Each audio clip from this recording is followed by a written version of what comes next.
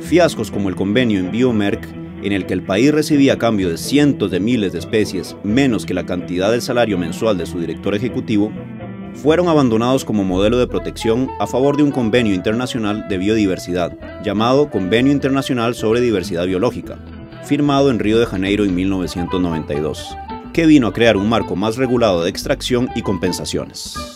Hay un artículo muy conocido en el Convenio de Diversidad Biológica, que es el 8J, en donde allí los países miembros del Convenio de Diversidad Biológica hablan de que ellos tratarán de proteger todos los conocimientos y prácticas tradicionales de los pueblos indígenas, porque se reconoce en el convenio que son ellos los que han cuidado de la biodiversidad.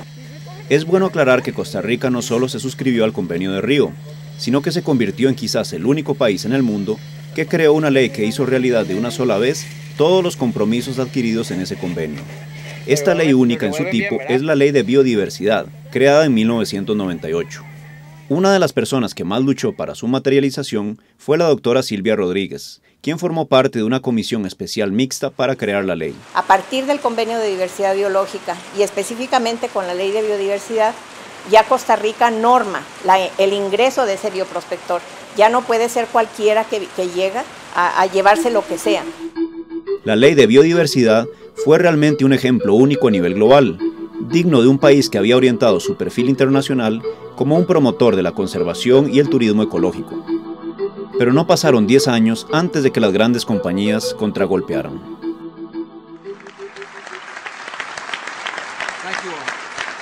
Cuando en el 2004 Costa Rica negoció un tratado de libre comercio con Estados Unidos y otros 5 países de la región, conocido como CAFTA, apareció un hecho curioso. De entre los 7 países firmantes, Costa Rica fue el único que no protegió con medidas especiales a los pueblos indígenas de las actividades del comercio internacional. El Ministerio de Comercio Exterior, o COMEX, que negoció el tratado, argumentó en varias ocasiones que esto no era necesario, porque justamente la Ley de Biodiversidad ya protegía satisfactoriamente los intereses de estos pueblos. Pero al mismo tiempo se hizo evidente que al COMEX no parecía gustarle mucho esta ley, en particular el artículo 78.6, que protegía específicamente el conocimiento tradicional. En una conferencia organizada por el COMEX en el 2002, se hizo una comparación entre los artículos de la Ley de Biodiversidad y lo que se proponía como una legislación más amigable con el comercio. Al hacer esta comparación, él iba poniendo caritas alegres, caritas tristes y caritas llorando a los artículos de nuestra ley con las que él y su organización no coincidía. Así se atrevió a hacerlo. Y este artículo era uno en donde tenía la carita más triste y más bien llorando. O sea que desde entonces sabíamos que estos artículos no son del agrado de estos personeros, ¿verdad? Estaban en la mira, como van a estar otros. Estos malos signos se fueron materializando. Unas semanas después de que el CAFTA fuera ratificado en Costa Rica, el COMEX anunció que Estados Unidos exigió al país endurecer sus leyes de propiedad intelectual, o de otra manera no le permitiría formar parte del dichoso tratado.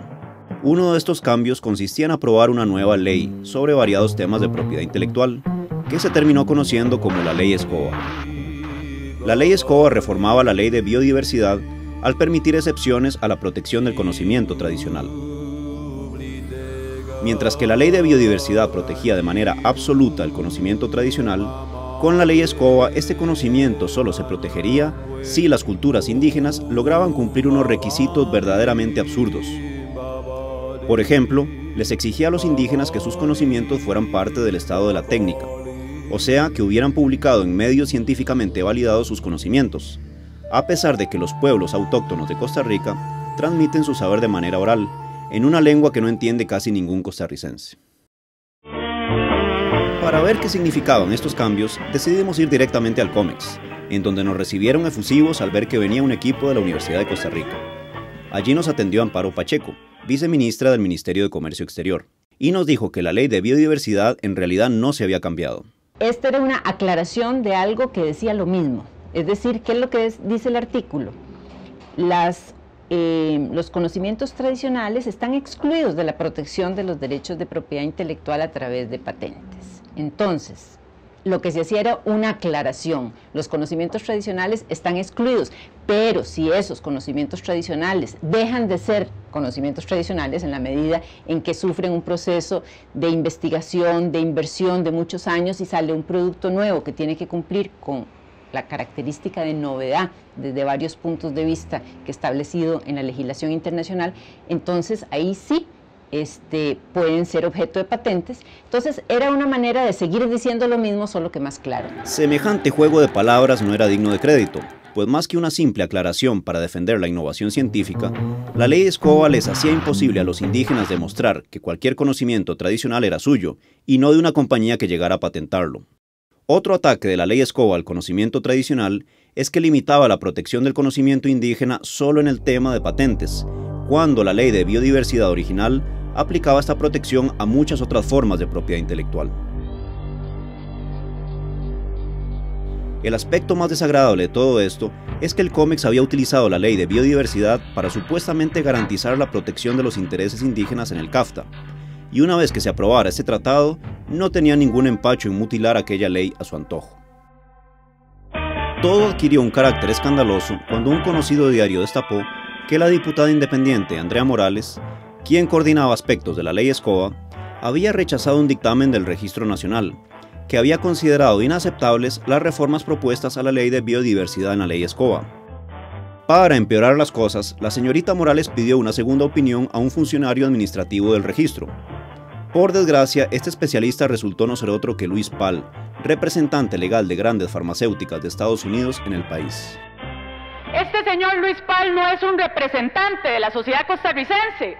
¿Es que él acaso es chino o ruso, o yo no sé, o viene de otro país donde él no tiene campo en el Parlamento, donde él no puede tener una voz en el Parlamento de la República? El problema, diputada, es que el abogado Pal, cuya voz en el Congreso usted dice ser, es justamente el costarricense que defiende en nuestro país los intereses de Pfizer, la farmacéutica más poderosa del mundo.